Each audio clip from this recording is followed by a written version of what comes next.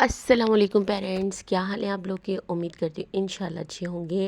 Parents, remedial therapy clinic YouTube channel में आप लोग को वेलकम किया जाता है और ये रिक्वेस्ट की जाती है कि आप लोग मेरे चैनल को लाइक करें, शेयर करें और सब्सक्राइब करें और ऐसे तमाम पेरेंट्स के साथ शेयर करें जिनका आपको लगता है कि जिनके बच्चे किसी न किसी डिसऑर्डर और डिसेबिलिटी के शिकार हैं।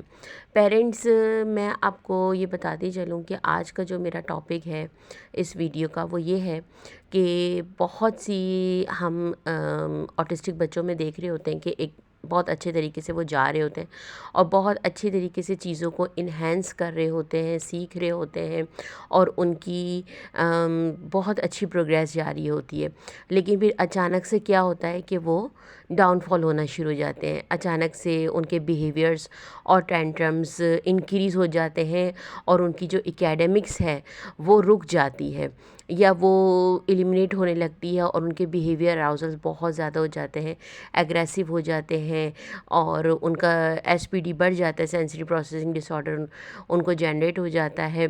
तो उस फेज़ में क्या किया जाए? सबसे पहले अगर आपका बच्चा बहुत अच्छा चल रहा है और एकेडमिकली भी, जैसे ये बच्चा हमारा बहुत बहुत बहुत अच्छा हो गया था और बहुत ही अच्छे तरीके से ये बिहेव कर रहा था, तो हमने इसकी एकेडमिक्स भी स्टार्ट कर दी थी।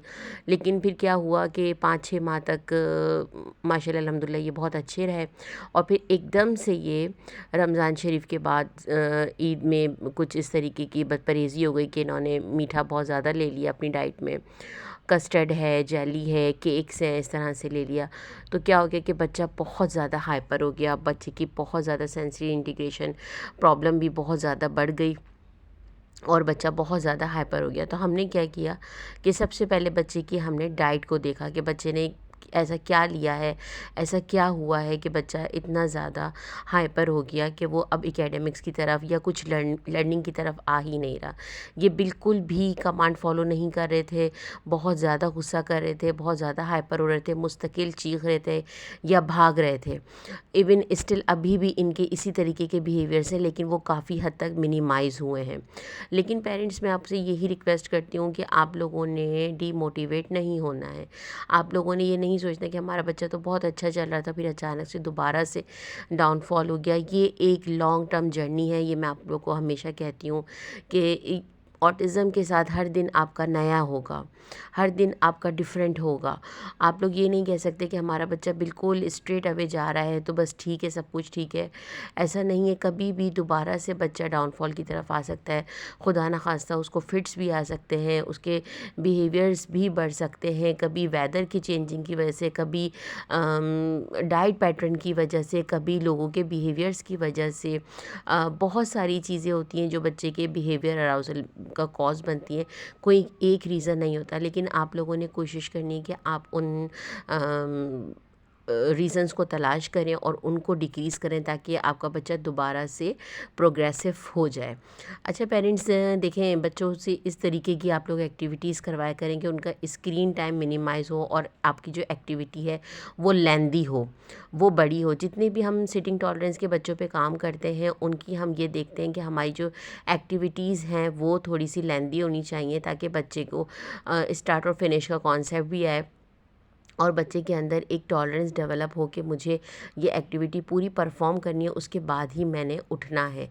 इनकी सिटिंग टॉलरेंस भी बहुत अच्छी हो गई थी, लेकिन दोबारा से इनके बिहेवियर्स ये टेंट्रम थ्रो करने लगे और फिर क्या हुआ कि हमने इनका डाइट पैटर्न बहुत स्ट्रिक्टली अच्छा फॉलो किया और इनके बिहेवियर सेशंस हुए, इनकी काउंसलिंग हुई, इनके सेंसरी मसाजेस हुए, काफ़ी चीज़ें इनकी हुई और एकेडमिक्स को हमने 1 माह के लिए टाटा बाय बाय कर दिया था। अब ये देखें पेरेंट्स, यहाँ पे मैं इनको विजुअल्स दिखा रही हूँ, इस तरीके की कार्ड्स दिखा रही हूँ, इस तरीके की डिस्क्रिप्शंस दिखा रही हूँ कि जिसके थ्रू इनडायरेक्टली बच्चा गुड बिहेवियर्स को लर्न कर रहा होता है। बच्चों की रीडिंग मटेरियल को इस तरीके से रखें कि वो अगर बिहेवियर्स के साथ हैं बहुत ज़्यादा, ये बच्चा आपको वीडियो में काफ़ी अच्छा लग रहा होगा लेकिन ये बहुत ज़्यादा हाइपर हुए हुए हैं आजकल और लेकिन ये अभी भी काफ़ी बेहतर हो गए हैं इनके बहुत ज़्यादा ये हाइपरनेस इनकी बढ़ चुकी थी। तो आप लोगों ने रीडिंग मटेरियल को इस तरीके से यूज़ करना है कि बच्चे टीयरिंग ना कर सके, बच्चा बुक को भी इंजॉय करे और समझ भी सके। बस आप लोगों ने ये नहीं देखना है कि बच्चा हमारा किस हद तक पढ़ रहा है या प्रोडक्शन कर रहा है। हमने बच्चों को कॉन्सेप्ट्स देने हैं, बुक के भी, पज़ल्स के भी, तमाम कॉन्सेप्ट्स हमने देने हैं और बच्चा फिर लर्न भी करने लगता है। जब बच्चे को ये पता चल जाता है कि ये मेरे एकेडमिक्स टूल्स हैं, डिवाइसेस हैं, तो बच्चा फिर उनको रीड भी करने लगता है। अच्छा पेरेंट्स, पज़ल्स कराने के बहुत सारे तरीके होते हैं, उसमें मैं आपको इंशाल्लाह एक वीडियो बना के भी सेंड करूँगी, किस तरीके से अपलोड करूँगी कि किस तरीके से हम पज़ल्स को बहुत सारे वे से करवा सकते हैं। पेरेंट्स, इन बच्चों को हमने मुस्तकिल इंगेज रखना है और मुस्तकिल इनको मेंटली भी और फिज़िकली भी थकाना है, ताकि जब ये अपने घर में जाएँ तो बहुत अच्छे से बिहेव करें और बहुत ज़्यादा इनको हमने वर्कआउट भी कराना है, इनको रनिंग करवानी, जंपिंग करवानी है। और इस तरीके के देखें कार्ड से इनकी क्या होती है, आई कांटेक्ट भी मेंटेन होता है, इनकी वोकैबुलरी भी इंक्रीज़ होती है, इनके कॉम्प्रिहेंशन स्किल्स भी इन्हेंस होते हैं। और जब हम स्पीच के बच्चों को जब इस तरीके की कार्ड्स दिखा रहे होते हैं तो हमें ये कोशिश करनी चाहिए कि बच्चा प्रोडक्शन करे। लेकिन कोई बात नहीं, अगर बच्चा नहीं बोल रहा लेकिन आपने बार बार उस पिक्चर का जो इमेज बना हुआ है उसके नेम को बार बार आपने कॉल करना है बच्चे के सामने। बच्चों के साथ बहुत ज़्यादा आपने मेहनत करनी है और आप 100 टाइम्स अगर एक वर्ड को बोलेंगे तो जाके बच्चा फिर महीनों में कभी एक वर्ड वो बोलेगा। तो आपने मुस्तकिल बच्चों के साथ बोलते रहना है, काम करते रहना है और पॉजिटिव रहना है। कभी भी आपने ये नहीं सोचना कि हमारे बच्चे को ये आ गया था और अब मेरा बच्चा जो है वो ये नहीं कर पा रहा, तो कोई बात नहीं। और आप जो स्किल्स बच्चों को सिखा देते हैं वो बच्चों को हमेशा याद रहते हैं, लेकिन उनकी मेडिकल कंडीशन की वजह से उनके साथ ये प्रॉब्लम होती है कि वो फिर आपको एक्सप्रेस नहीं कर पा रहे होते। लेकिन बच्चों को जो चीज़ें आप सिखा देते हैं वो उनको हमेशा याद रहती हैं, लेकिन अपने बिहेवियर्स की वजह से वो उन चीज़ों को परफॉर्म करके आपको नहीं दिखा रहे होते। तो आप ये नहीं डिस्करेज हुआ करें कि हमने बच्चे को ये सिखा दिया तो अब वो भूल गया है। बच्चे कुछ भूलते नहीं हैं, लेकिन उनके थोड़ी सी प्रोसेसिंग में इशू आ जाता है जिसकी वजह से वो आपको आउटकम नहीं दे रहे होते।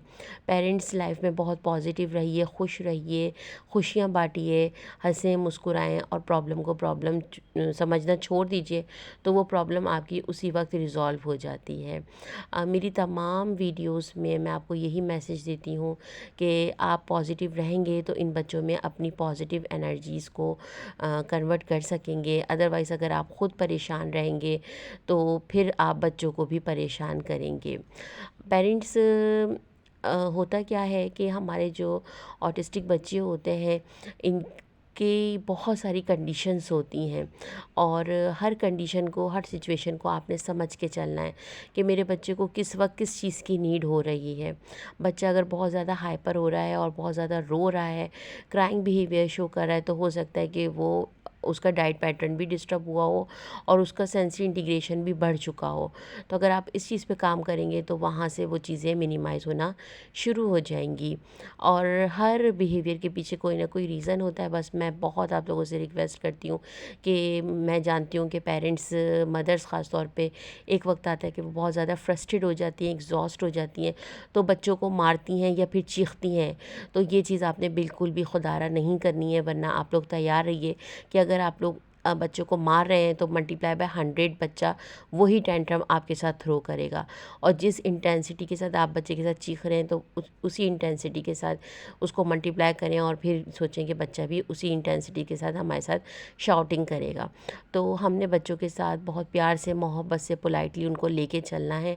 और अगर आपने उनको डांटना भी है तो आपने उनको थोड़ा ज़ोर से पकड़ लेना है, उससे उनको डीप कंप्रेशन भी मिल जाएगा और उनको ये मैसेज भी कन्वे हो जाएगा कि आप उनसे नाराज़ हो रहे हैं या आपको उनकी ये बात अच्छी नहीं लग रही है। बच्चे तमाम चीज़ें समझ रहे होते हैं, हमारे तमाम बिहेवियर समझ रहे होते हैं, बस हमने बच्चों के साथ वायलेंट नहीं होना है बिल्कुल भी। हमने बच्चों के साथ बहुत ज़्यादा प्यार से, पोलाइटली उनको लेके चलना है और उनके साथ ज़िद नहीं लगानी है। उनके मुताबिक हमने अपने प्लान को कंटिन्यू रखना है। ओके पेरेंट्स, अल्लाह हाफ़िज़, अल्लाह निगहबान।